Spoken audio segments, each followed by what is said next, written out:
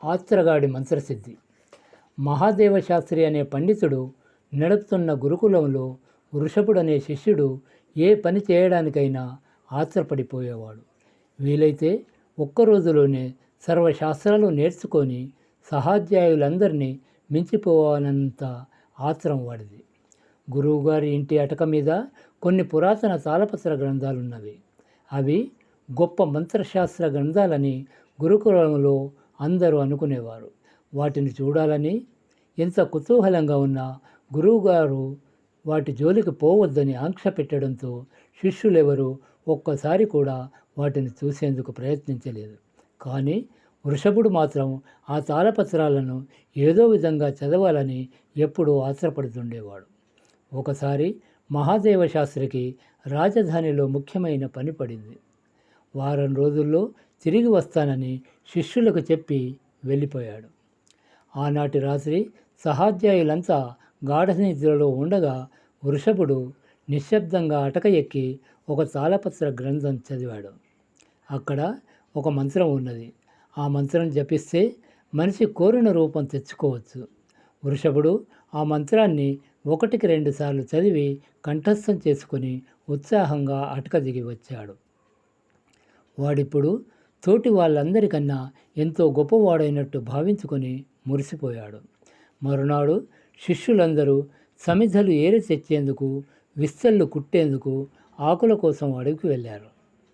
అక్కడ వృషభుడు ఉండబట్టలేక తనకు ఒక అద్భుతమైన మంత్రం తెలుసునని తోటి వాళ్ళతో అన్నాడు. వాళ్ళ ఆ మాట నమ్మక వాన్ని ఎగతాళి చేశారు.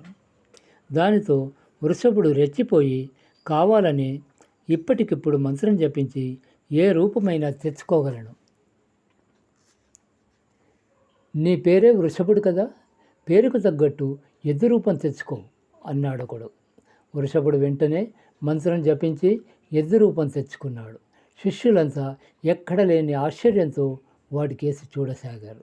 అయితే అంతలో కొద్ది దూరం నుంచి పులి గాండ్రింపు వినబడింది. మరుక్షణం కొన్ని జంతువులు వాళ్ళ పక్క నుంచే పరిగెత్తసాగినాయి. శిష్యులంతా దాపులనున్న చెట్టుపైకి ఎగవాకి పారిపోయారు. ఎద్దు రూపంలో ఉన్న వృషభుడికి అప్పుడు తను చేసిన తప్పు తెలిసి వచ్చింది. వాటికి మంత్రం జపించి ఏదో ఒక రూపం తెచ్చుకోవడం మాత్రమే తెలుసు, కానీ దాని నుంచి తిరిగి మనిషిగా మారే మంత్రం తెలియదు. వాడేం చేయడమా అని ఆలోచిస్తున్నంతలో పెద్ద పులి అటుకేసి వచ్చింది. దాన్ని చూస్తూనే వృషభుడు వెనుతిరిగి రొప్పుతూ రోజుతూ పరిగెత్తి అడవి దాటి ఒక గ్రామం చేరాడు. అప్పటికి భోజనాల వేళ అయింది. ఎంతో దూరం పరిగెత్తడం చేత వృషభుడికి ఆకలి వేస్తున్నది. ఎద్దు రూపంలో ఉన్నందువల్ల ఎవరూ భోజనం పెట్టరని వాడికి అర్థమైపోయింది. మరి ఆకలి చల్లార్చుకోవడం ఎలా? వాడు అయిష్టంగానే దాపులనున్న ఒక జొన్న చేను దగ్గరికి పోయి అందులో ప్రవేశించాడు. అయితే ఆ చేనుకు కాపలా ఉన్నవాడు వృషభుని చూస్తూనే ఒక బాణాకర్ర తీసుకొని పరుగున వచ్చి డొక్క మీద వెన్ను మీద బాధసాగాడు. వృషభుడు బాధ కొద్దీ అరుస్తూ గ్రామంలోకి పరిగెత్తాడు. వాడి కష్టాలు అంతటితో తీరలేదు. గ్రామ వీధుల్లో తిరుగుతుండగా వాడికి పర్వతం లాంటి ఒక పొగరుబోతు ఆబోతు ఎదురైంది. దాన్ని చూస్తూనే వాడు వెనుదిరిగాడు. కానీ ఆబోతు భీకరంగా రంకెలు వేస్తూ పరుగున వచ్చి వాడి మీద పడి వాడి కొమ్ములతో కుమ్మసాగింది. వృషభుడు ఆబోతు బారి నుంచి తప్పించుకునేందుకు సందుగొందుల్లో పరిగెత్తి కొంతసేపటికి దానికి కనుమరుగయ్యాడు. ఇప్పుడు వాడు ఒక చెట్టు నీడలో నిలబడి అలుపు తీర్చుకుంటుండగా వాణ్ణి పశువుల మారుబేరగాడు కూర్మయ్య చూశాడు. కూర్మయ్య వాణ్ణి చూస్తూనే అది తమ గ్రామం ఎద్దు కాదని, ఎక్కడి నుంచి తప్పించుకొని వచ్చిందని అనుకున్నాడు. కూర్మయ్య వృషభుణ్ణి సమీపించి చేతికర్రతో అదిలిస్తూ మెల్లిగా తన గొడ్ల చావిడికి తీసుకుపోయి అక్కడ ఒక గుంజకు కట్టివేశాడు. ఆ పగలు రాత్రి వృషభుడు ఆకలికి చాలలేక కూర్మయ్య మిగతా పశువులు తినే ఆహారమే తినవలసి వచ్చింది. వాడికి ఈ ఎద్దు బతుకు నరకంలా తోచింది. మరునాడు కూర్మయ్య తన ఎద్దు ఒకదానితో కలిపి వృషభుణ్ణి బండికి కట్టాడు. అయితే వృషభుడికి పక్క ఎద్దుతో పాటు అడుగులు వేస్తూ బండి లాగడం చేత కాలేదు. వృషభుడు 4 రోజులు ఓపిగ్గా తనకు దొరికిన ఎద్దుకు బండి లాగడం అలవర్చాలని చూశాడు. కానీ ఫలితం లేకపోయింది.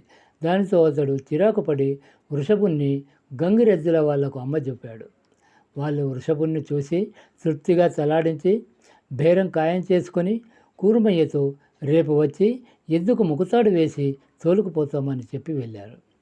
ముకుతాడు మాట వింటూనే వృషభుడు భయంతో వణికిపోయాడు. వాడు లోగడ గంగిరెద్దుల వాళ్ళు ఎద్దులకు పెద్ద దబ్బనంతో ముక్కుకు రంధ్రం చేసి తాడు వేయడం చూసి ఉన్నాడు. ఆ సమయంలో ఎద్దుల బాధతో ఎలా గిలగిల్లాడిపోతావో వాడెరుగు. ఆ రాత్రి వాడు బలమంతా ఉపయోగించి కట్టుతాడు తెంచుకొని సూర్యోదయం వేళకు గురుకులం చేరాడు. ఆసరికి మహాదేవ శాస్త్రి రాజధాని నుంచి తిరిగి వచ్చారు. శిష్యులు ఆయనకు అడవిలో జరిగినదంతా చెప్పారు. ఎద్దు రూపంలో కళ్ళనీళ్లు కారుస్తూ వృషభుడు తనను సమీపించగానే ఆయనకు వాడి మీద ఎక్కడ లేని జాలి కలిగింది. ఆయన ఏదో మంత్రం పఠించి వృషభుడికి మామూలు రూపం వచ్చేలా చేశాడు. వృషభుడు భోరున ఏడుస్తూ గురువు గారి పాదాల ముందు పడి ఎద్దు రూపంలో తాను పడిన బాధలన్నీ చెప్పుకున్నాడు. ఆ తర్వాత వాడు ఏనాడు మంత్రశాస్త్రం సంగతి ఎత్తడమే కాక దేనికి ఆశపడకుండా ఎంతో నిగ్రహం అలవర్చుకున్నాడు.